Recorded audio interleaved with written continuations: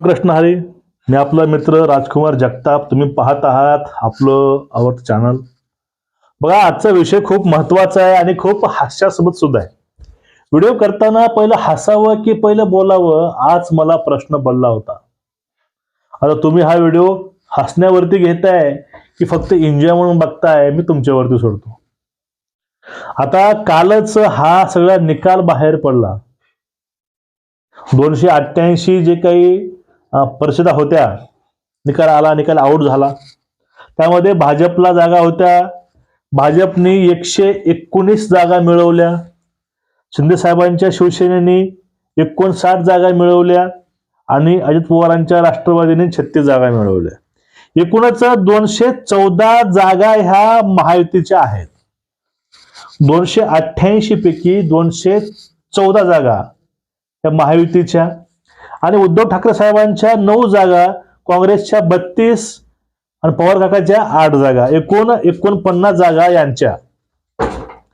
आणि 25 जे स्थानिक आघाड्या आहेत त्यांच्या, एकूण 288. 214 जागा मिळवून भाजपनं एक असं उच्च असं जे काही यश संपादन केलंय असं मला म्हणता येणार नाही, कारण त्यांना यश मिळणार होतं हे काळ्यावरची पांढरी रेघ होते. आपल्याला आज थोडस याच विषयावरती मित्रांनो बोलायचं आहे. सर्वांना एक विनंती आहे, चॅनलला सबस्क्राईब करा, बेल आयकॉन दाबा, व्हिडिओ शेअर करायचा, व्हिडिओ पाहत चला.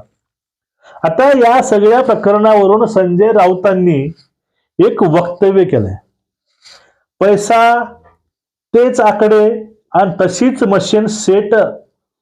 बघा, या निवडणुकामध्ये पैसा वापरला गेला, तेच आकडे आलेत आणि तशीच मशीन सेट झाली असं या ठिकाणी राऊतांनी म्हणलंय. त्यांचं म्हणणं असं आहे की ह्या निवडणुकामध्ये पैसा वाटला गेलेला आहे, तेच आकडे आलेले आहेत आणि तसेच मशीन सेट झाले. आता आपल्याला याच विषयाचं मित्रांनो यातून खंडन करायचं आहे की हे जे वाक्य बोललेलं आहे याच्या बाबतीमध्ये. आणि पुढलं आहे, एकमेकाविरोधात लढता कशाला. म्हणजे या ठिकाणी काही ठिकाणी भाजप, शिंदे आणि अजितदादा या तिघांनीही एकमेकाच्या विरोधात लढून या ठिकाणी इनडायरेक्टली ह्या तिघाचा गेम केलेला आहे. आता बघा, ही गेम मित्रांनो असा आहे. राऊत म्हणतात पैसा तेच आकडे आणि तशीच मशीन. या ठिकाणी महत्वाची जे म्हणतो आपण की वोट चोरी म्हणा, हे काय असेल ते असेल, ते काय असतं ते फक्त एकच आहे. पाठीमागल्या काळामध्ये एकनाथ शिंदेही बोलले आणि देवा भोवरी बोलले, दोघांनीही स्पष्ट बोललेलं आहे. बघा, ज्या काळामध्ये निवडणुकीच्या प्रचाराच्या दरम्यान, निवडणुकाच्या अगोदर देवेंद्रजी फडणवीस साहेब, अजित दादा आणि एकनाथ शिंदे साहेब ह्या तिघांनीही गाव ना गाव पायदोळी केलं. प्रत्येक गाव तालुका या लोकांनी फिरल्या, सभा लावल्या. मुख्यमंत्री असताना, उपमुख्यमंत्री असताना त्यांचे नेते, आमदार, खासदार, प्रत्येक कार्यकर्ता हा गल्लोगल्ली फिरलाय मित्रांनो. गल्ली बोळात फिरून, घर ना घर पिंजून काढून त्यांचे काम, विकास, सगळ्या गोष्टी प्रत्येक उंबरट्यापर्यंत पोहोचवायचे काम या लोकांनी केलेत. विधान परिषद, विधानसभा, लोकसभा सगळ्या ह्या गोष्टी सोडल्या. फक्त जे काही लहान निवडणुका आहेत, विधान परिषद, नगरपंचायत, नगर परिषद आणि जिल्हा परिषद, ह्या ठिकाणी निवडणूक ही नेत्याची नसते. ही निवडणूक ही नेत्याची नसून ही निवडणूक असते ते म्हणजे कार्यकर्त्यांची. कार्यकर्त्यांनी आपल्याला या खुर्चीवर बसवले. ह्या खुर्चीपर्यंत त्या सर्वसामान्य तरुणांनी, त्या सर्वसामान्य लोकांनी आपल्याला आणून बसवलंय. त्यांच्या करता आपल्याला काहीतरी राजकारण करायचं आहे. म्हणजे जेवढं हे लोक विधानसभेला फिरले नाहीत, त्याहून जास्त हे लोक आपल्या कार्यकर्त्या करता गल्लोगल्ली, पाड्यावरती, तांड्यावरती, गल्लीत, बोळात, कसब्यात हे लोक कुठल्याही पदाचा गर्व न करता कार्यकर्त्यासाठी रस्त्यावर वनवन फिरताना आम्ही डोळ्यानं पाहिलंय. मग ज्यावेळेस हे लोक वनवन फिरत होते, कार्यकर्त्यांसाठी हे मैदान गाजत होते, त्यावेळेस हे विरोधक कुठे होते? त्या ठिकाणी काहींचं लक्ष हे त्या हायड्रोजन बॉम्बकडे होतं, काहीचं लक्ष राज ठाकरे उद्धव ठाकरे यांच्या युतीकडे होतं, ते तिकडे आता तिकडेच आहे. म्हणजे आमच्या भावाभावाची युती होईल आणि खूप मोठं होईल. झालं काय? सगळ्यांनी बघितलं. म्हणजे फक्त भाऊ काका या सगळ्यामध्ये हे फक्त आपल्याच ज्या विलासामध्ये हे गुंग होते, आपल्याच बातम्यात हे आपलेच लोक गुंग करून ठेवले होते. पण या ठिकाणी याकडे कुणाकडेही बोट न दाखवता, कुणाकडेही टोकाय टीका न करता, कुठल्याही गोष्टी न घडवून आणून या ठिकाणी शांतपणे प्रचार करून गावोगावी फिरून या लोकांनी आपल्या जे काही कार्यकर्ते आहेत यांच्या पदरामध्ये हा विजय टाकलाय. हा जो विजय आहे हा विजय यांचा नाही, हा विजय आहे ते म्हणजे यांच्या निष्ठावंत कार्यकर्त्याचा. आता पैसा आकडे, आता जे काही योजना ह्या भाजपनी या युतीने आणल्या त्या योजनेवरती हे लोक उघडली ऑब्जेक्शन घेतात. ह्या योजना म्हणजे लाच आहे, शासन लाच पुरवतं इथपर्यंत हे लोक बोलतात.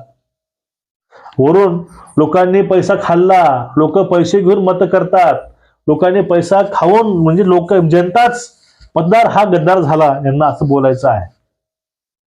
मग या ठिकाणी कार्यकर्त्यासाठी हे लोक कधीही रस्त्यावर आले नाहीत. हे ज्यावेळेस रस्त्यावर आले त्यावेळेस फक्त एक मुद्दा होता, एकनाथ शिंदे देवभाऊ यांच्यावरती फक्त टीका करणे, नरेंद्र मोदी अमित शहा यांच्यावर टीका करणे, वक्फ बोर्डला समर्थन देणे, हिंदूवरती टीका करणे, कोर्टावरती प्रश्न चिन्ह उभा करणे आणि ऑपरेशन सिंदूर विषयी भलतच लोकांमध्ये पसरवणे. जर असं यांचे कर्तृत्व असेल, असं यांचे कामं असतील तर कुठला भारतीय यांना वोट करेल? अहो यांच्याच लोकांनी यांना वोट केले नाही. बघा लातूरमध्ये रेणापूर तालुक्यामध्ये नगरपंचायतच्या निवडणुकामध्ये जे काही पॅनल होतं यांचं, त्या पॅनलनी अक्षरशः फॉर्म काढून घेतले. कारण काय? त्या पॅनलला कुठल्याही प्रकारची मदत ही यांच्या पक्षाकडनं येत नव्हती. त्यामुळं मग यांना आपल्या कमीकडे पाहावं लागेल. आपण कुठे कमी पडतो, आपण नेमकं कुठं आपण लोकांसाठी पुढे आलं पाहिजे. आपण आपली जी काय आहे प्रतिष्ठापणाला लावून आपण आपल्या लोकांसाठी कधी उभा राहू? आपण जर आपल्याच लोकांसाठी उभा राहत नसेल तर तुमच्याकरता उभा कोण राहणार आहे? हा एक मोठा सिंपलसा प्रश्न आहे.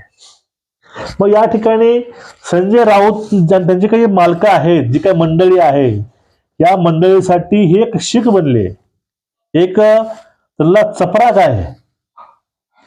विधानसभेनंतर कितीही नेरेटिव्ह पसरवून, कितीही असं अगडबंब अशा पसरवून गोष्टी, तरीही त्यांचा सुपडा सापच झाला. कारण काय? जनता सगळंच ओळखते, जनता सगळं जाणून आहे. आणि ह्या लोकांनी कार्यकर्त्या करता काम केलेले आहेत, हे विसरून चालणार नाही, कदापि नाही. आता राऊत त्यानंतर हे राष्ट्रवादीवाले काँग्रेसवाले आता फक्त बोंबलत बसणार की आता आपण हारलो, आता दोष त्या निर्जीव अशा मशीनला द्या, दोष हा मतदारांना द्या, दोष ह्या यांच्या योजनेला द्या, आणि आपण कसे चांगले आहोत, लोकच नालायक आहेत, मतदारच नालायक आहेत, ही मशीनच बरोबर नाही, हे मत चोरले गेले, मशीन सेट झाले, पैसा वाटला गेला, हे असं आता हे बोलणारच आहे. तुमचं एकूणच या प्रकरणावरती मत काय नक्कीच व्यक्त होत चला मित्रांनो. नमस्कार. कमेंट करायला विसरू नका, कमेंट करत चला. राम राम.